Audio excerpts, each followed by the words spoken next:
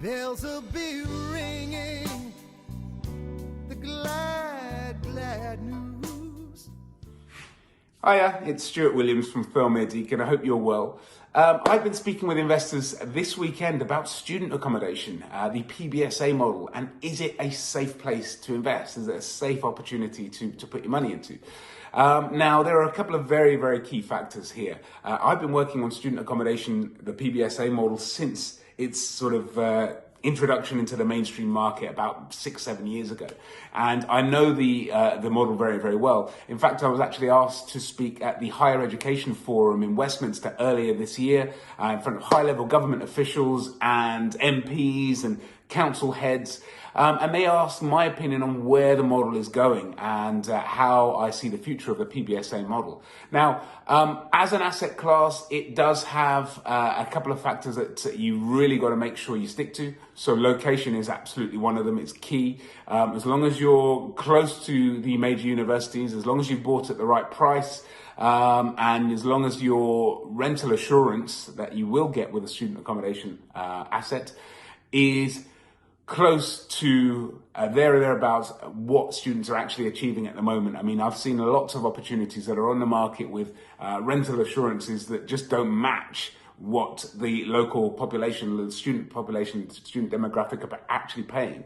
So you've got to make sure you do your due diligence into what's being charged at the moment, what students are actually paying, and the location as to how close proximity-wise you are to the universities. Is it an income generator? Is it a capital appreciation play? It's most definitely an income generator. Not saying that there isn't any capital appreciation, because there is, but it is directly linked to the amount of income that the asset can generate. So only as rents rise, the value of the asset will rise. So yes, you always look at this as an income generator. It's not going to be, you're not going to double your money in 2 years, 3 years, 4 years, 5 years. It's a very, very long-term income generating play. So if you're looking at just getting a good income for your money, this is a very, very good opportunity. Will you be able to sell it? Yes. Again, if you've bought in the right location, and you've got good quality, you will always be able to exit. So what I've done in the, over the years is I have sold student accommodation and then resold as clients needed to exit. So what I find is if you're in the right location, as I say, and you've got a good track record, you'll always be able to find another investor, or I'll always be able to find another investor for you to take that return off your hands.